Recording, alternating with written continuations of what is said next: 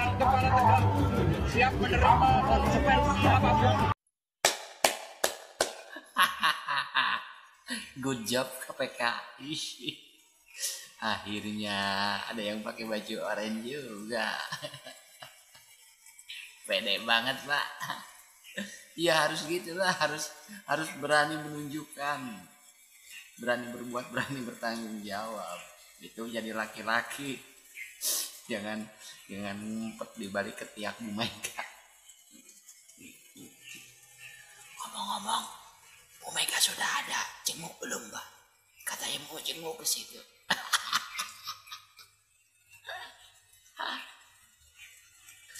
Ceritakan saja, Pak, yang sejujurnya. Siapa-siapa aja orang yang terlibat. Puas hati aing. Hasto, rompi oren bukan membuat kesadaran untuk lu, apalagi introspeksi diri. Malah membara menyalahkan Pak Jokowi. Tapi ingat perlu diingat, Pak Jokowi pernah menjabat sebagai presiden selama 10 tahun. Jadi kartu as kalian dari keluarga ketum, kader dan kroni-kroninya semua dia pegang. Tinggal compare ke presiden, langsung tancap gas semua. Rizal Oriental Team Indonesia. Nah, ternyata akhirnya Bung Hasto juga menggunakan rompi orange. Tak kirain sudah selesai, tetapi ternyata ada orasi Bung Hasto yang mengatakan bahwasannya hukum jangan pandang bulu. Nah, ini salah satunya adalah hukum tidak pandang bulu dengan Anda masuk penjara ini, ditahan ini dengan menggunakan rompi orange. Ini adalah salah satu wujud bahwasannya hukum tidak pandang bulu. Itu yang pertama.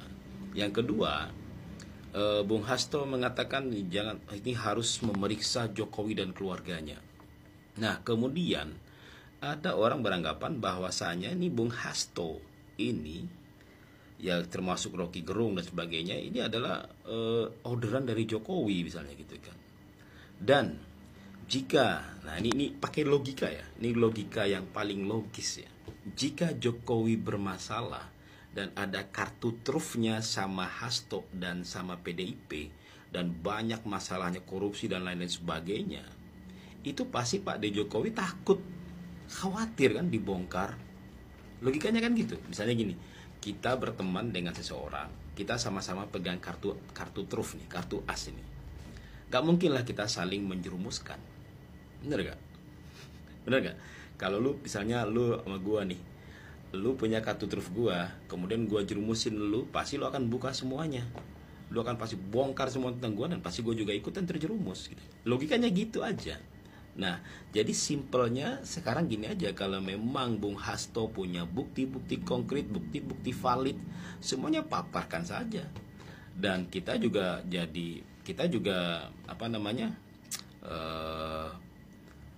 penasaran ini, apakah benar? Jangan-jangan, nah bisa juga ya, saya sebagai orang yang fans Jokowi, kalau memang ternyata Jokowi selama ini bermain di belakang, sebenarnya kita juga akhirnya ya kita akan kecewa sama Pak Jokowi.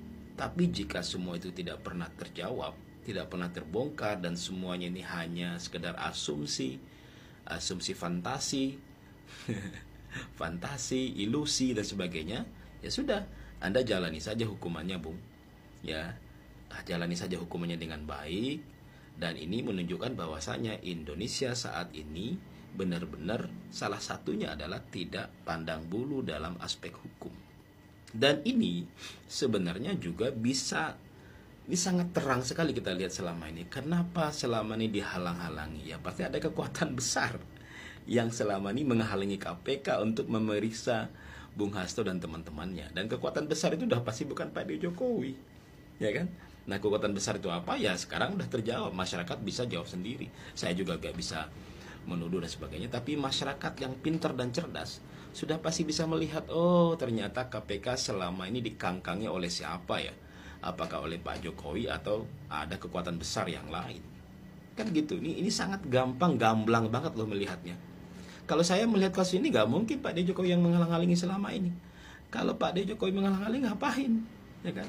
Karena pasti ada sesuatu kekuatan besar yang dia sendiri juga tidak bisa untuk melakukan itu. Mungkin itu salah satu kelemahan Pak Jokowi juga, ya.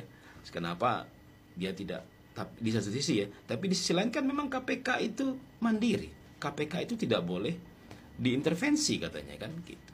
Nah, jadi yang mengintervensi bukan presiden, mungkin yang mengintervensi adalah kekuatan-kekuatan besar yang lain. Ya, kita mungkin orang-orang yang mengamat politik, yang orang pernah aktivis pasti paham lah.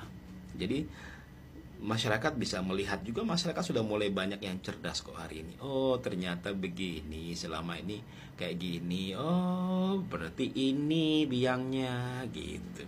Ya kan? Nah, jadi kalau saya penasaran juga nih, Bung Hasto, kita ikut prihatin dengan menggunakan rompi orange.